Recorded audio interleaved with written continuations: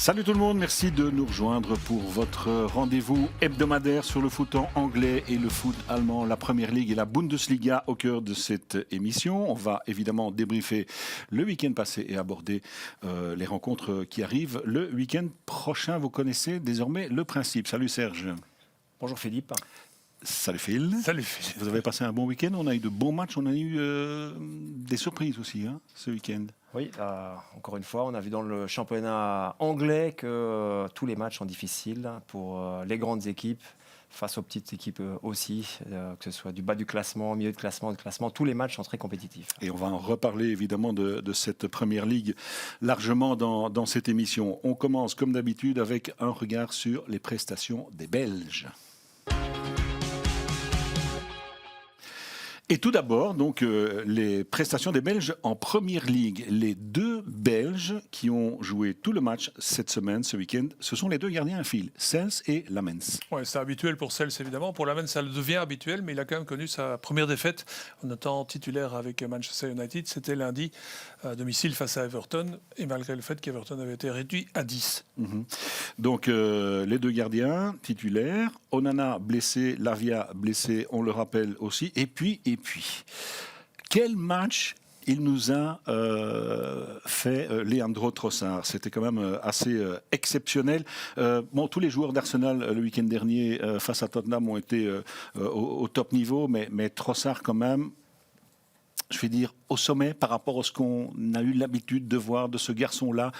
Peut-être l'un des meilleurs matchs de sa saison, certainement, et de sa carrière, Serge. Oui, il confirme en tout cas ce qu'on dit de lui maintenant à chaque épisode de l'émission. C'est qu'il est devenu titulaire dans cette équipe, il est devenu indispensable, il est performant, il marque des buts. C'est lui qui a ouvert la voie de la large victoire d'Arsenal face à Tottenham. C'est quand même un gros match, c'est quand même le derby du nord de Londres. Et puis il est comparé par un ancien joueur d'Arsenal, par une légende, comme un joueur qui ressemble un peu à Ljungberg ou à Robert Pires. Donc ça, je pense que c'est quand même une belle image. Exact. Parce que c'est le joueur, c'est pas une des stars de l'équipe, mais c'est le joueur qui fait la différence lorsque justement les stars peut-être ne le font pas, comme pouvaient le faire Ljungberg et Pires à l'époque, des Thierry Henry et des Dennis Bergkamp. Donc c'est franchement un bel hommage et il le mérite bien en tout cas. On a vu sur l'infographie, Phil, les 4 matchs d'affilée avec un but ou un assist. Ça veut dire que désormais ses stats sont en train aussi de progresser. Et là, c'est un but et un assist dans le dernier match. Et en plus, il marque le but d'ouverture. Un but exceptionnel, je trouve, au niveau de la passe, au niveau de l'appel, au niveau de la finition. Surtout l'appel. Et dans un match qui n'était pas si facile que ça pour Arsenal. C'est toujours un derby très compliqué. Et donc, il a déclenché tout ce qui s'est passé par la suite. Il a été fondamental dans la victoire, je pense. Vous savez que depuis son arrivée en janvier 2023, donc il a marqué 33 buts et donné 28 assists. Info intéressante, Arsenal n'a jamais été battu dans un match où Trossard a marqué. Donc on va dire que c'est une sorte de talisman. De talisman, de porte-bonheur ou de trèfle à 4 feuilles. Mais d'où son impact aussi dans toutes ces rencontres. Écoutez, on va écouter Mikel Arteta sur Trossard, précisément après la rencontre face à Tottenham. Inévitablement très élogieux, mais on rappelle aussi que l'été dernier, on avait quand même longtemps envisagé un départ de Trossard. Écoutez. Yeah, for me no, because for me it was forbidden for him to leave. No chance. I know the player that he is, and surrounded with the players that we have, he's a player that is going to make the difference for us. I fully agree. It was one of the best games, so aggressive with on the ball, so effective. He could have scored another 1 or 2 goals, and he was involved in so many positive actions. So that's what we need. As I said, I think individually the players were excellent today.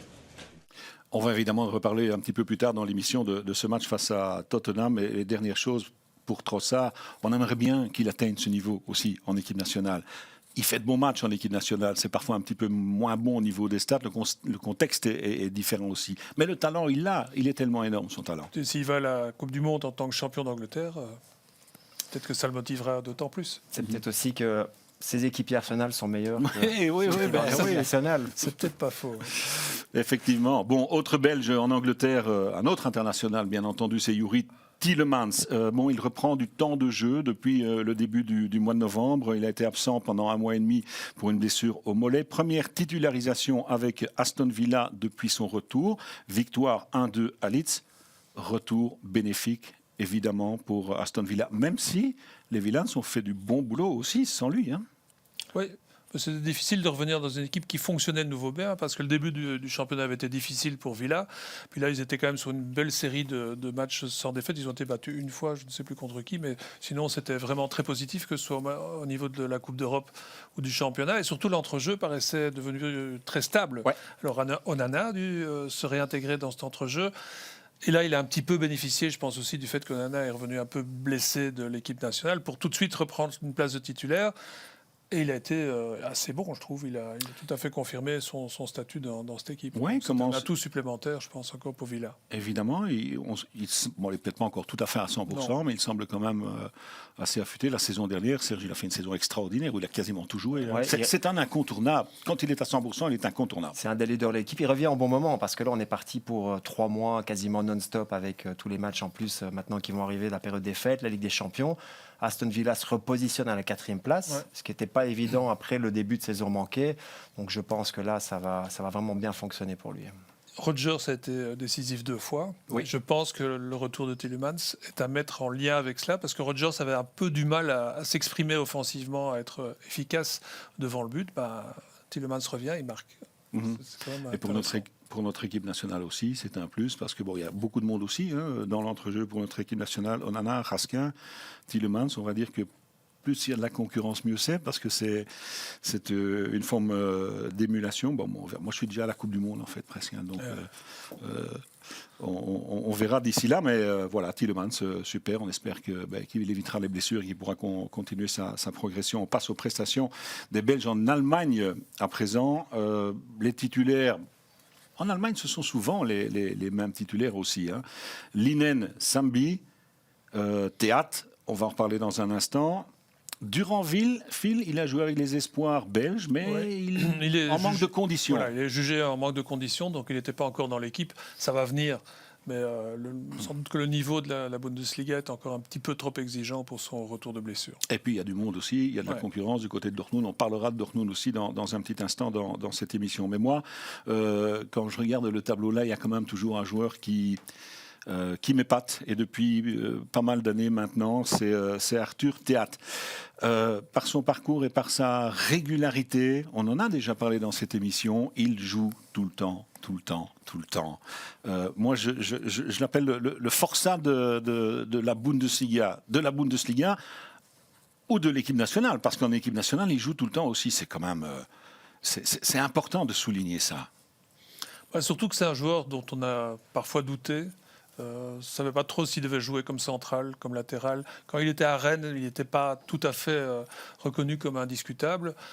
En passant en Bundesliga, je pense qu'il a acquis ce statut de joueur incontournable et qui peut surtout dépanner, jouer à plusieurs positions et être utile dans différents secteurs de jeu ou même dans différents systèmes de jeu. Sur 20, on a vu ces stats il y a un instant, sur 23 matchs, toutes compétitions confondues, de Francfort et des Diables Rouges, il a été 22 fois titulaire. Il a loupé 9 minutes au Pays de Galles avec les Diables, et puis il n'a pas joué un petit match de Coupe d'Allemagne au mois d'août, c'est tout. Il faut le faire physiquement. Ça veut dire aussi que tous les joueurs ne sont pas égaux d'un point de vue physique, d'un point de vue anatomique, parce qu'il y a des joueurs qui jouent 2 matchs qui se blessent chaque fois pour 2 mois, et puis d'autres qui peuvent tout jouer, qui sont toujours présents et qui peuvent éviter les blessures. Donc c'est une grande chance qu'il a. Et pourtant, excuse-moi, il met du caractère et de la force dans son jeu. C'est peut-être pour ça, parce que justement, il fait peut-être le travail à côté. Je ne connais pas son régime d'entraînement, mais peut-être qu'il fait... Il fait le gainage, il fait le renforcement, il fait tout ce qu'il faut pour que, en plus pour un défenseur, évidemment, c'est très important pour aller dans les duels. Donc, franchement, chapeau de ce point de vue-là, oui. Et en plus, il marque. Et en plus, il a marqué un très beau but, qui est le but qui relance son équipe face à Cologne, parce que l'équipe était menée 1-0, et peu de temps avant la mi-temps, coup de coin, magnifique reprise de la tête sur coup de coin, donc il fait le travail défensif, même s'il a commis une petite erreur aussi avec les Diables Rouges récemment au Kazakhstan, mais c'est effectivement un joueur sur lequel on peut toujours compter. Voilà pour les Belges lors du week-end passé. On va passer à présent aux affiches du week-end qui arrive. Et pour parler des affiches anglaises, puisqu'on va commencer par l'Angleterre, Antoine Temelin est avec nous. Salut Antoine. Salut Philippe, bonjour à tous. Ça va bien? Ça va, super. Le retour de la Première Ligue, donc on peut être que heureux. Effectivement, Antoine, il est déjà venu dans cette émission. Je vous rappelle simplement qu'il est journaliste à Sudinfo, ce qui nous permet de rappeler que cette émission est relayée sur Sudinfo dès le jeudi matin. Antoine est un ancien joueur d'OHL, il a joué en Division 2. Il a dû interrompre sa carrière un peu rapidement à cause d'une blessure. Et puis, il aime beaucoup Manchester City. Antoine, c'est pas grave si dans cette émission, on ne parle pas spécifiquement des Citizens. Ah non, bah non, on parle des meilleurs et pour l'instant, c'est Arsenal, hein. Il n'y a pas photo, donc voilà. Je pense que Ouais. le propre d'un journaliste, c'est de savoir être honnête et neutre, et il faut reconnaître qu'actuellement, c'est Arsenal qui est au-dessus de tout le monde. Donc, C'est vrai, c'est vrai. Cela dit, on parle des meilleurs. Là, on va parler de Liverpool. Donc, c'est pas tout à fait ça non plus. Liverpool qui est en pleine crise, qui a été atomisé 0-3 par Nottingham Forest. C'était un match incroyable que l'on a vécu. Liverpool désormais 12e et se déplace à West Ham. D'où la question, est-ce que c'est un match coup près pour Arne Slot? Est-ce qu'il joue sa tête, tout simplement? Non, clairement, non. C'est Liverpool, c'est pas Chelsea, c'est pas Tottenham. Ils vont pas virer leur entraîneur après 2 matchs. Et puis, revenons quand même sur son arrivée il y a un an. Sur l'agenda prévu pour Arne Slot, il est en avance. Il a déjà gagné le titre lors de la première saison. Tout le monde s'attendait à voir une année de transition, une saison de transition. La saison de transition, elle est maintenant, mais il y a déjà le titre qui a été gagné. Donc non, il ne sera pas viré. Même s'il perd ce week-end, il ne sera pas viré. Je pense qu'il restera jusqu'à la fin de saison. Je crois même jusqu'à la fin de saison prochaine. Évidemment, si ça évolue pas dans les prochains mois, ça va devenir compliqué. Mais non, évidemment que non, ce n'est pas un match coup près pour lui. Phil, non plus? Non, je pense pas. Je pense, comme Serge, que effectivement, s'il n'arrive pas à se qualifier, par exemple, pour la Ligue des Champions en fin de saison, C'est autre entre chose. 2 saisons, on pourrait discuter à ce niveau-là, mais je pense pas qu'on va. On doit lui laisser ce crédit-là. Après avoir gagné le titre lors de sa première saison, on lui a déjà presque élevé une statue à Liverpool. Il est sur les affiches avec tous les entraîneurs légendaires. Il faut accepter à un moment donné, comme ils ont su accepter à City l'année passée avec Guardiola, parce qu'avec tout son passé, on ne vire pas un Guardiola, c'est normal. Je trouve ça bien d'ailleurs. À un moment, dans le football, on ne se jette pas sur la solution de facilité finalement, qui est de remercier l'entraîneur. Il y a d'autres problèmes dans l'équipe, il faut les résoudre. C'est un défi qu'il faut relever. Et puis Liverpool n'est pas un club, c'est un club quand même où il y a une certaine stabilité. C'est pas un club comme, je sais pas, ce qu'on a vécu avec Nottingham Forest par exemple les derniers mois. Il y a autre chose, une autre philosophie du côté des Reds. Bon, on va quand même voir les stats de Liverpool cette saison parce qu'il y a quand même une cassure du côté de Liverpool. 15 points sur 15, 3 points sur 21 par la suite, 8 défaites en 11 matchs, toutes compétitions confondues. Et 6 défaites sur les 7 derniers matchs de Première Ligue. Alors je sais, Serge, que tu vas dire que sur les 5 premiers matchs, ils ont déjà eu de la chance. Oui, alors ils étaient en sur-régime sur les 5 premiers matchs et ils sont en sous-régime maintenant depuis. Il faut essayer de trouver l'équilibre entre les deux. Il n'y a rien qui fonctionne. Le match face à Nottingham était super intéressant, mais ça peut tourner complètement différemment aussi. Oui. C'est un match qui était très ouvert. Ils ont tenté des choses, ils ont essayé de jouer, ça ne marche pas. Ça ne marche pas pour l'instant. Il y a juste que Nottingham n'avait pas rentré une seule clean sheet depuis le début de la saison. Et Liverpool à domicile qui ne marque pas face à Nottingham, c'est quand même incroyablement surprenant. Première clean sheet, effectivement, pour Mats Sels. Rien n'était bon, ou quasiment. Ils sont passés complètement à travers. Alors, on peut parler des choix. Soboslai qui est de nouveau passé sur le côté droit. Isaac qui était transparent. Salah qui est transparent. Mais au niveau défensif, les buts encaissés, la manière dont ils ont encaissé ça, c'est les le buts. plus inquiétant, oui. Alors, ça, je suis d'accord. Le duo Van Dijk-Konaté pose question. Oui, mais il a été tellement intransigeant si souvent par le passé. C'est ça qui est quand même très surprenant. C'est qu'il y a quelque chose qui déstabilise l'équipe. Et ce duo-là qui était si fort la saison dernière et qui devient un peu transparent dans un match comme ça, c'est fou dans le foot quand même. Exact. Antoine, toi qui étais défenseur, tu as vu le match. Liverpool a touché le fond, là, notamment au niveau défensif. C'est assez hallucinant de voir comment ces buts ont été encaissés. Bon, comme dit Phil, Konaté et Van Dijk, ce sont de bons défenseurs et n'ont pas oublié leur football tout d'un coup. Qu'est-ce qui explique ça? À mon avis, il y a beaucoup dans la tête aussi. Je veux dire, ils ont il y a Trent qui est parti. bon, l'air de rien, même si on pouvait lui faire des reproches défensivement, bah, il faisait partie du quatuor qui a tout gagné avec Liverpool. Konaté, on sait qu'il y a les histoires de contrat. Est-ce qu'il va prolonger, est-ce qu'il va pas prolonger? On sait qu'il y a le Real qui est là à l'affût. Van Dijk aussi. Chaque année, on se pose la question, est-ce que c'est pas l'année de trop? Et Van Dijk, ça fait 5-6 ans maintenant qu'il tient la baraque.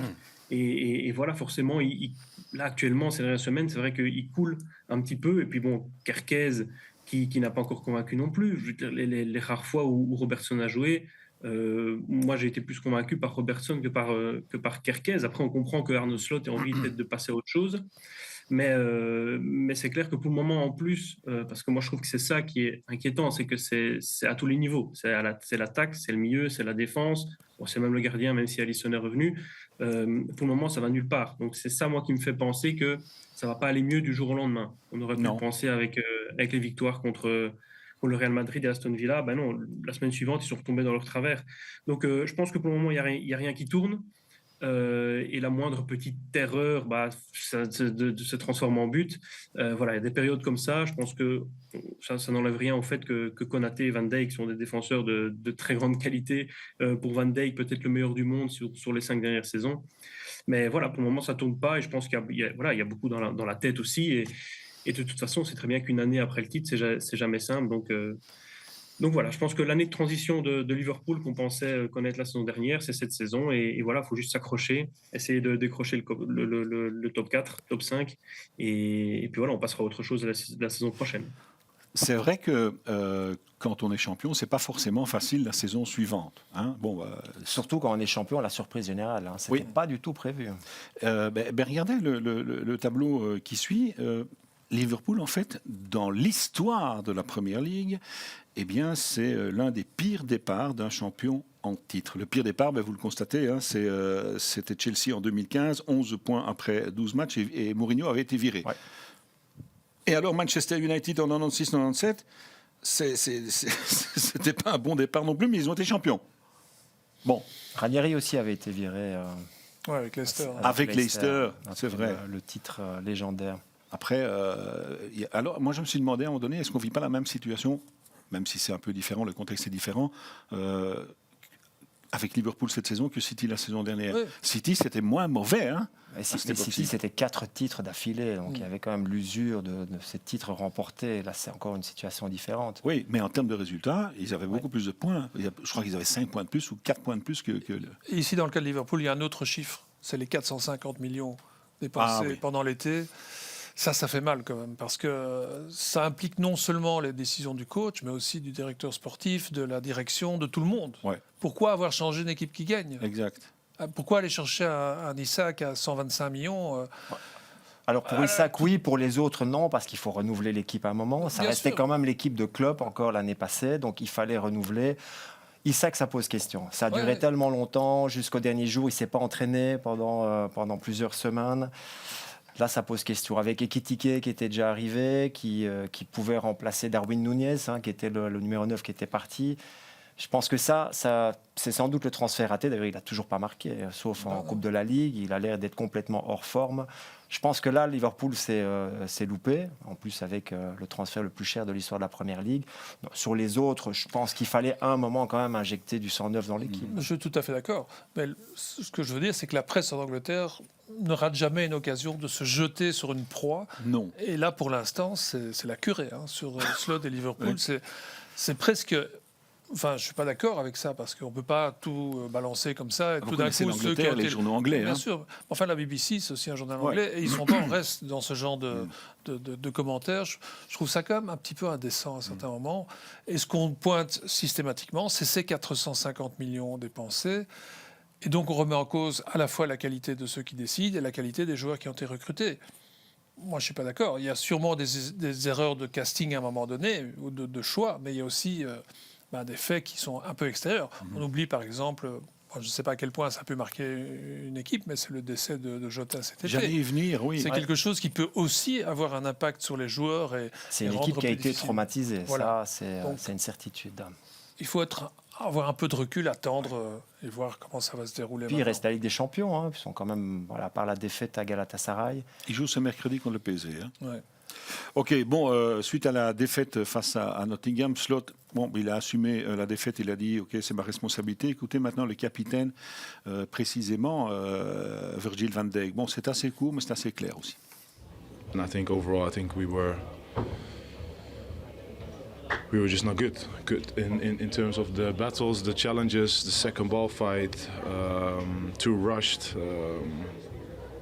So it's a very, very difficult situation at the moment. The goals we conceded far too easy, and something that we all have to look in the mirror and take responsibility for. On peut parler de tactique, on peut évidemment parler des blessés ou alors du noyau qui a été modifié, mais là, je dirais, avec Van Dijk, on parle plus d'un certain état d'esprit. On a l'impression, peut-être, que c'est d'un point de vue psychologique, que c'est dans la tête que ça se passe. Je pense que le coach mental de Liverpool va avoir beaucoup de travail parce que là, j'ai l'impression qu'il est en dépression. Oui, effectivement, quand on le voit à l'interview, là, Phil. Quand on regarde plus droit dans les yeux le journaliste qui vous interroge, c'est qu'il y a un malaise. Il y a un malaise. Il regarde plutôt le sol et ça lui ressemble Regardez pas. ses pieds. Ouais. Bah, écoutez, ils sont dans une situation quand même assez compliquée. Il faudra se reprendre du côté de West Ham. Ce ne sera pas forcément facile. West Ham, c'est vrai, est en 17e position à égalité de points avec Leeds, qui est le premier relégable. Mais West Ham reste aussi sur 7 points sur 9 lors des 3 derniers matchs, avec un dernier partage à Bournemouth. Ça va mieux, avec un changement d'entraîneur aussi qui a apporté quelque chose, puisque il y a quelques semaines, c'est Potter qui a été remplacé par Nuno Espirito Santo. Ouais, c'est l'effet Nuno Espresso Santo Waddles.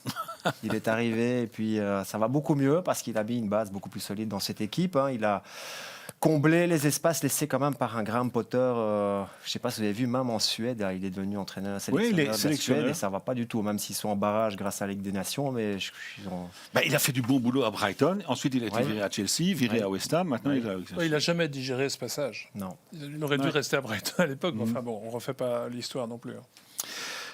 West Ham, il y a quand même aussi du côté de West Ham une certaine instabilité, je dirais, depuis le départ quand même de David Moyes. C'était en 2024. Il y a eu Lopetegui pendant 6 mois, puis il y a eu Potter un peu plus de 6 mois. Maintenant, c'est Nuno. Depuis qu'ils ont leur nouveau stade, où on avait annoncé une équipe qui allait systématiquement jouer les 4 premières positions, voire le titre, on est toujours un petit peu en attente. Ouais. Il y a eu de bons moments. Ils ont gagné une Coupe d'Europe. Ils ont gagné une Coupe d'Europe.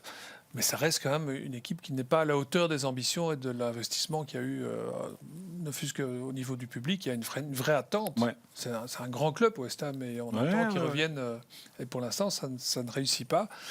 Et peut-être que Nuno Espirito, justement, c'est quelqu'un qui va mettre des fondations et que ça peut-être déboucher sur quelque chose de plus intéressant à la longue.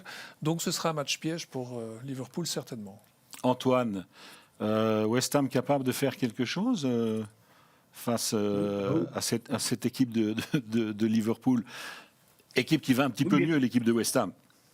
Ouais, bien sûr, ils peuvent faire quelque chose parce que voilà, comme on le constate chaque semaine, il y a beaucoup de matchs qui se jouent à rien et surtout, c'est vrai que, comme on l'a dit, la dynamique de Liverpool est tellement mauvaise que évidemment qu'il peut se passer quelque chose. Maintenant, moi, je ne serais pas si optimiste que ça pour West Ham. Certes, ça va mieux, 7 sur 9, mais bon, c'est vrai que ce week-end, par exemple, à Bournemouth, c'est parce que Areola fait un match exceptionnel. Sinon, ça aurait pu finir plutôt 6-2 que 2-2.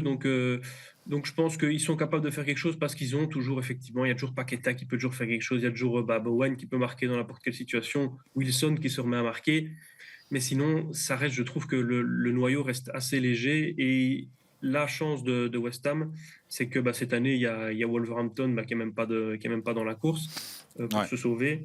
Et voilà, Burnley, à mon avis, c'est un peu faiblard aussi. Il y a Leeds, voilà, ils sont pas encore condamnés parce qu'il y a 2-3 autres équipes qui sont assez faibles.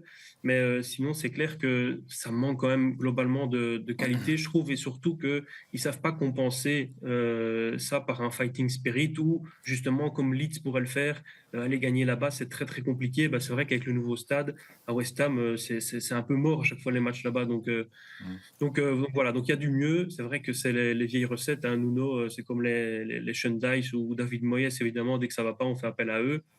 C'est un effet sur le court terme, mais moi, je ne suis pas hyper confiant pour la suite de la saison. Ils ont perdu Kudus, quand même. Ils ont perdu Koufal. Ils ont perdu Ings aussi. Et puis, alors tu parlais de Diogo Jota. Ici, la situation est moins dramatique avec Michael Antonio, quand même. Il faut rappeler qu'il a eu ce grave accident de voiture. Je ne pense pas qu'il puisse recommencer sa carrière.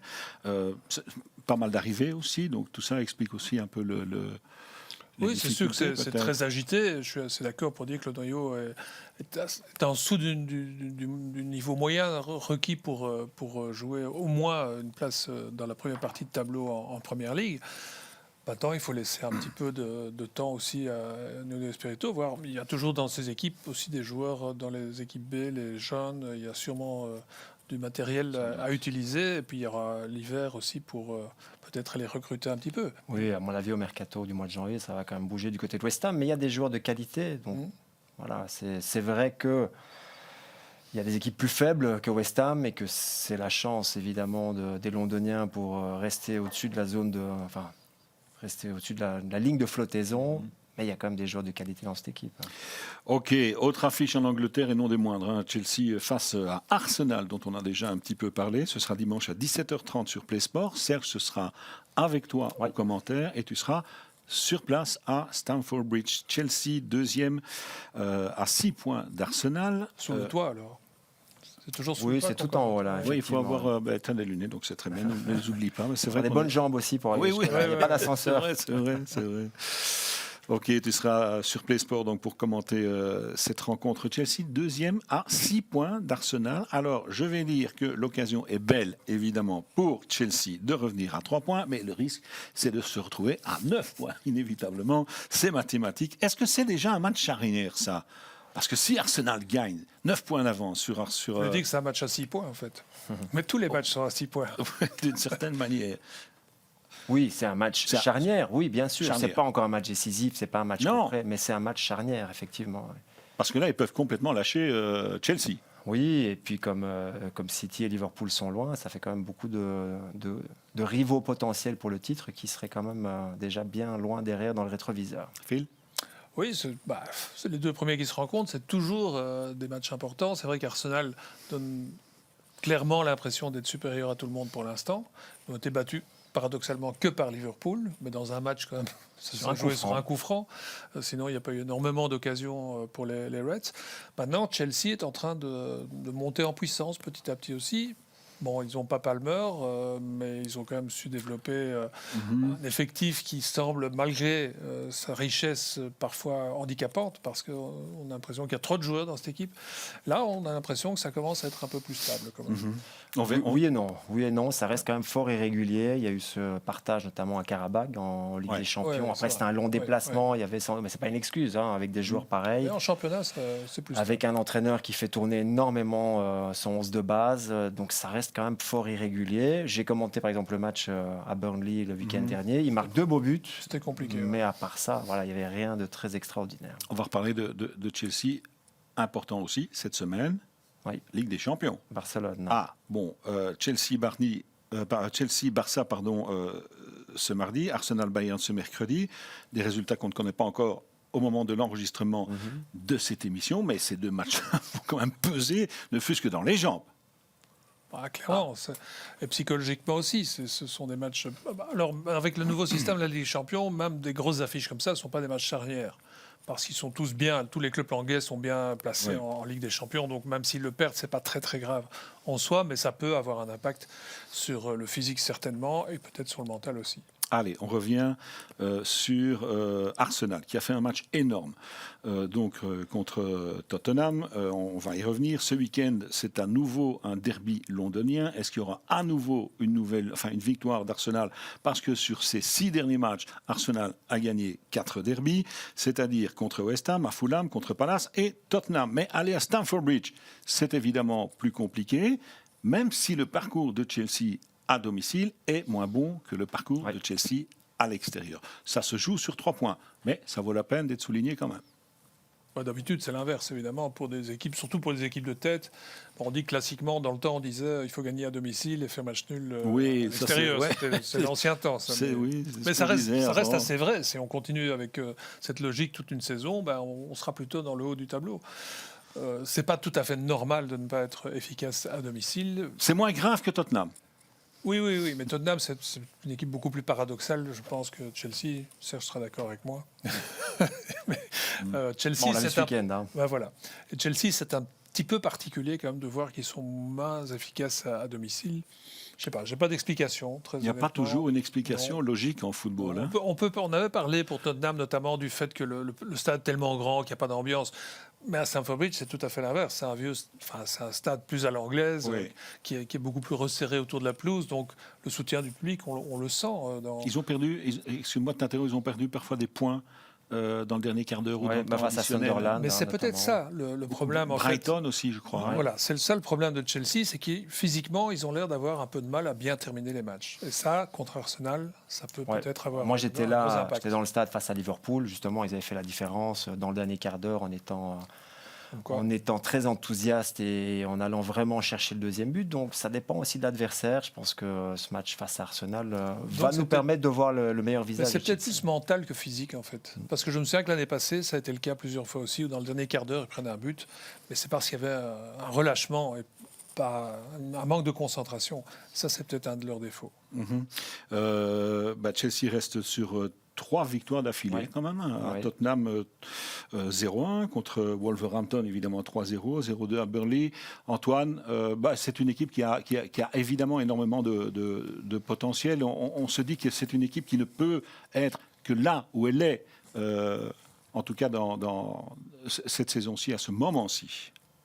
Ouais, je pense elle est bien là où elle est, dans le sens où, même s'il y a des petits couacs par-ci par-là, c'est une équipe qui est relativement discrète en plus. C'est vrai qu'on parle beaucoup de City-Liverpool, mais au final, Chelsea, ils sont là. Maintenant, les 6 points d'écart avec Arsenal, il me semble tout à fait légitime aussi, dans le sens où Chelsea a si le noyau est peut-être plus complet en quantité, il l'est beaucoup moins en qualité. Maintenant, Chelsea, c'est vrai que l'année dernière, c'était très simple pour eux. Ils avaient une équipe de conférence Ligue, une équipe en championnat. C'est plus le cas maintenant cette saison avec la Ligue des Champions. Ils ont des blessures, notamment Palmer, qui est quand même leur vedette aujourd'hui. Ça manque de toute façon je pense, à part peut-être au milieu de terrain où Caicedo, Fernandez ont fait difficilement mieux en première ligue, hormis peut-être Arsenal. Sinon, ça manque de ces 2-3 top joueurs pour vraiment réussir à passer un step encore et à pouvoir lutter sur le long terme. Parce que voilà, ici, ils profitent surtout du fait qu'effectivement, il y a aucun autre gros qui arrive à être régulier. Sinon, je pense que la place de Chelsea, ce serait effectivement, c'est logique qu'ils se battent pour le top 4. Selon moi, ils vont finir dans le top 4, mais pour moi, ils vont pas tenir la route. Et c'est vrai que Arsenal, ils avaient l'occasion, ils ont fait passer un message ce week-end avec Tottenham déjà, parce que c'était pas simple dans le sens où ça reste un derby, et surtout ils savaient que City et Liverpool avaient perdu des points, donc vraiment même mentalement ils étaient sous pression, parce qu'ils devaient faire la différence. Donc là, je pense qu'ils ont l'occasion de passer un deuxième message qui serait vraiment très très clair s'ils arrivent à s'imposer à Stamford Bridge. Serge, tu voulais ajouter quelque chose Je suis rapidement? tout à fait d'accord avec Antoine, mais je serais un peu plus précis. Si on avait un défenseur central comme John Terry et un gardien comme Peter Cech, c'est 2 postes, parce Oui. que je pense que tout le reste est quand même assez... Il y a beaucoup de talent dans cette équipe. Avec 2 joueurs comme ça, je pense que Chelsea serait un vrai rival Candidat. pour Arsenal, un vrai candidat au titre. Malheureusement, avec Sanchez et avec en plus les blessures dans la défense centrale, c'est un petit peu moins le cas. Et puis il a dit aussi la blessure de Palmer, bien entendu. Point commun entre les deux équipes, 11 buteurs. Ça veut dire quand même que le danger peut venir de partout. Les deux équipes, je veux dire Chelsea et Arsenal. Et puisqu'on parle des buteurs, évidemment, on va parler de ce joueur qui a survolé la rencontre de dimanche face à Tottenham. Il a sans doute fait le match de sa vie. C'est Eberechi Eze. On va montrer immédiatement ces statistiques qui sont impressionnantes, les statistiques de cet international anglais, il faut le rappeler, lors du match face aux Spurs. Il a été éblouissant avec ses 3 buts notamment, parce que ce ne sont pas des petits buts. Le talent, on le connaît. Moi, je trouvais toujours à Crystal Palace, on sentait bien qu'il avait énormément. Il vient de QPR avant ça, je pense. Il a un parcours. Il a un Je vais parcours te assez rappeler. étonnant. Et on avait l'impression à Palace que passer ce step supplémentaire dans une grande équipe, c'était un petit peu difficile pour lui. Je pense que le fait d'être sélectionné en équipe nationale, ça l'a un peu aidé. Et apparemment, Arsenal, c'est le bon choix. Il faudra confirmer, mais c'est vrai que ce match-là, c'est le premier hat-trick contre Tottenham depuis 1978. 78, Ouais, un certain depuis, Sunderland. Sunderland. hein. Exactement, Voilà. exactement. Donc voilà, ça marque les esprits. Maintenant, dans une équipe comme celle-là, c'est sur la durée qu'il faut marquer les esprits. Maintenant, je pense que depuis qu'il est arrivé, il fait des bonnes choses. Tu parlais de son parcours qui est étonnant quand même, hein, puisqu'il a commencé chez les jeunes à Arsenal. Ouais, jusqu'à Il est- 13 ans. Voilà, il est parti à Fulham, à Reading, à Millwall, tout cela chez les jeunes. Il a commencé sa carrière professionnelle à QPR, et puis il est allé évidemment à Palace. Pour arriver cet été à Et il était à deux Arsenal. doigts. À deux doigts de signer à Tottenham. Ouais. C'est à partir du moment où Arsenal a entendu parler d'un éventuel transfert, hop, ils ont envie de téléphoner à son entourage et ça a été réglé parce que c'est un supporter d'Arsenal. Au départ, c'est un supporter, c'est une histoire assez particulière. Il a 27 ans quand même, donc c'est quelqu'un qui n'a pas émergé très très jeune. C'est un vrai Londonien, en tout cas, vu tous les clubs dans lesquels Ouais, il ouais, passe. En deux mots, Antoine, les qualités de ce gars-là, extraordinaires. Hein, voilà, vitesse, placement, finition, il peut jouer un peu partout aussi en zone offensive.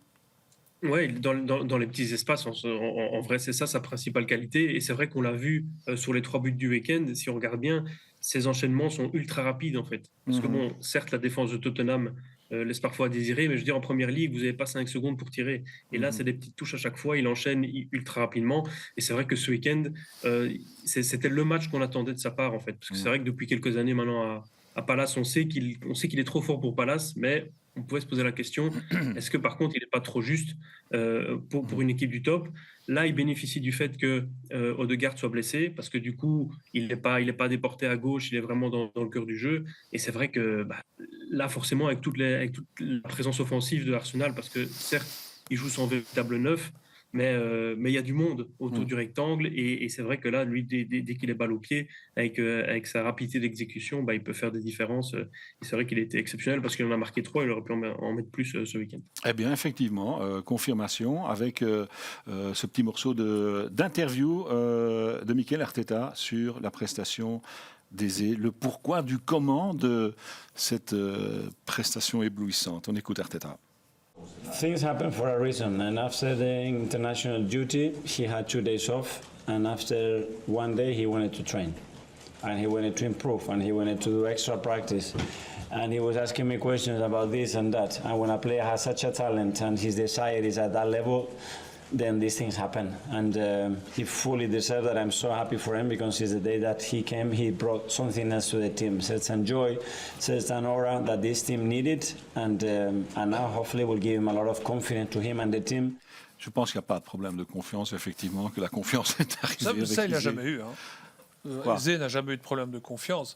Non, c'est parce que lui dit j'espère qu'il va avoir confiance et qu'il va donner en confiance à l'équipe. Je pense qu'effectivement, pourquoi parfois il avait des sous.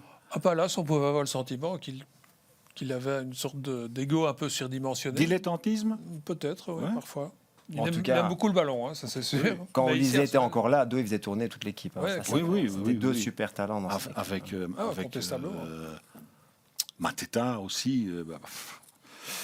Oui, c'est quand même un grand talent. D'ailleurs, Arsenal, alors on ne va pas revenir sur les blessés, mais on n'a même pas parlé de l'absence de Gabriel, qui est passé inaperçu. On n'a pas parlé de l'absence de Deguerre, de Gyökeres. C'est le meilleur noyau de la première ligue actuellement, peut-être même en oui, mais tu Europe. l'as déjà on dit peut- souvent, c'est voilà. vrai. Ok, Antoine, on va te libérer ici. Hein. Merci pour ta participation. On te laisse à ton boulot chez Sudinfo, puisque le sport, le foot, je ne vais pas dire que c'est la priorité de Sudinfo, mais c'est l'une des priorités quand même. Hein. Oui, on est présent sur tout, mais c'est clair que c'est le sport sur lequel on est le plus fort. Ok, super. Merci Antoine, merci pour ta disponibilité et pour tes interventions et tes connaissances sur le sujet. À très bientôt Antoine, merci. Et nous, on enchaîne avec le programme des matchs de Play Sport. En Angleterre, avec Manchester City Leeds, en principe ça ne devrait pas poser problème. City qui a été battu à Newcastle. Toi tu fais l'amour. On a vu ces dernières semaines que les matchs s'étaient jamais joués. C'est vrai. Man City peut retomber très vite dans du doute aussi. Hein, Everton Newcastle. Everton qui a battu donc Manchester United et Newcastle qui a battu Manchester City. Tottenham face à Fulham, on espère pour les Spurs qui vont se reprendre dans ce derby londonien. Et puis dimanche, Palace, Man United, West Ham, Liverpool, on en a parlé, Aston Villa, Wolverhampton et donc le choc entre Chelsea et Arsenal. On passe à l'affiche du week-end en Bundesliga. Leverkusen face à Dortmund. En Allemagne, évidemment, le Bayern est absolument intouchable. Leipzig est deuxième avec 25 points. Leverkusen est troisième avec 23 points. Et Dortmund est quatrième avec 22 points. Donc le Bayern et le Borussia doivent lutter pour la deuxième place. C'est l'autre championnat, mais là il y aura du suspense. Franchement, là ce sera vraiment très compétitif. Pour la première place, là c'est déjà réglé. Parce qu'en plus, il y a Stuttgart et Francfort qui sont derrière. Donc pour le top 4, Phil, c'est chaud. Hein. On espère qu'il y aura au moins un suspense à ce niveau-là, parce qu'effectivement le titre, ça paraît, à part une grosse surprise évidemment, mais qui est généralement peu attendu quand c'est le Bayern qui est devant. Ouais. Donc on va se concentrer pour savoir qui sera qualifié pour la Ligue des Champions l'année prochaine. Il y a 5 candidats en fait pour 3 places. Pour 3 places, effectivement. La saison du Bayern, c'est pas mal du tout. Alors, elle a commencé de manière assez particulière, puisque Erik ten Hag a été viré après seulement 2 matchs, et c'est Kasper Hjulmand qui l'a remplacé. Et on constate quand même que c'est un bon bilan. 7 victoires, 1 partage, une seule défaite au Bayern, 3-0, mais donc 2 petits points perdus seulement en Bundesliga. C'était 1-1 contre Gladbach. C'est un bilan de top 4, assurément, si en tout cas il parvient à continuer sur ce rythme-là. Voilà, il y a la petite défaite aussi en Ligue des Champions face au PSG, mais ça c'est un accident. Oui, c'est vrai. Si on ne tient pas compte des points perdus par Ten Hag lors des 2 premières journées, c'est-à-dire une défaite à Hoffenheim, contre Hoffenheim et un partage à Brême, et Leverkusen est à hauteur de Leipzig, Phil. Donc ils sont vraiment... Donc c'est une bonne saison, mais qui a commencé mal avec ce mauvais choix, tout simplement. Et ils ont perdu des jours importants quand même durant l'été. Donc franchement, c'est remarquable la manière dont il peut rendre cette équipe compétitive. Exact. Leverkusen qui joue à Manchester City ce mardi en Ligue des Champions. Le Borussia Dortmund, quatrième à 1 point de Leverkusen. Et le Borussia qui a quand même perdu quelques plumes ces derniers temps. Le début de saison avait été quand même assez bon. Cette équipe reste aussi sur 2 partages d'affilée, 1 but partout à Hambourg et 3-3 contre Stuttgart. Ils sont un petit peu dans le creux. Oui, ils avaient pris 4 buts aussi à Manchester City. Donc défensivement, ça lâche quand même assez fortement lors des dernières rencontres. Le problème de toutes ces équipes, c'est qu'elles ne peuvent pas se permettre d'être irrégulières face à un Bayern qui joue comme il joue actuellement. Elles le font toutes les 3. À Leipzig, ça va mieux pour l'instant, mais peut-être qu'ils vont aussi tomber dans une série de matchs plus compliqués. Et, Dortmund et Leverkusen, c'est peut-être l'équipe qui a le plus haut potentiel, parce que ces problèmes venaient d'un mauvais choix d'entraîneur au début, et que les résultats sont bien meilleurs depuis, et qu'il y a une certaine régularité qui s'est installée. Donc, je mettrais Leverkusen comme premier candidat à la 2e place. Et pourtant, il y a quelques semaines, on disait Dortmund. Et le deuxième, c'est Leipzig. Voilà. C'est bien pour ça que ce sera très compétitif. Ce championnat d'Allemagne est absolument intéressant, tellement il est indécis. C'est ça qu'on peut tirer comme conclusion. Ça nous permet de faire des émissions, de revenir sur ce qu'on a dit avant. De se dire en fait qu'on a dit plein de bêtises. Exactement. Et qu'on fera mieux la prochaine fois. On va essayer. En fait. Mais on l'a dit avec le sourire. Voilà, on le dit avec le sourire. Dans cette équipe, pour cette équipe de Dortmund, on rappelle quand même que l'entraîneur Niko Kovac est passé en tant que joueur à Leverkusen.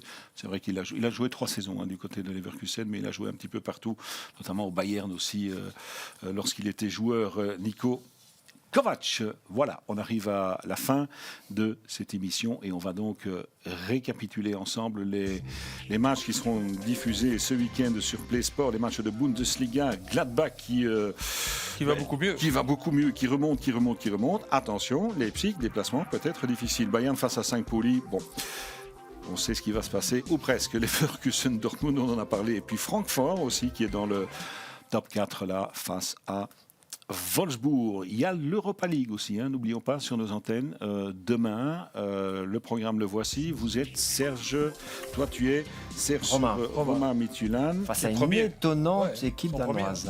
Oui. Match intéressant. Lille Dynamo, ce sera avec Baptiste. Dynamo Zagreb. Dynamo Zagreb. Ah, je pensais que c'était le Dynamo Genk. Oui, c'est ça, moi aussi. oui. Moi, je fais Betis C'est une Utrecht. nouvelle fusion dans le Limbourg.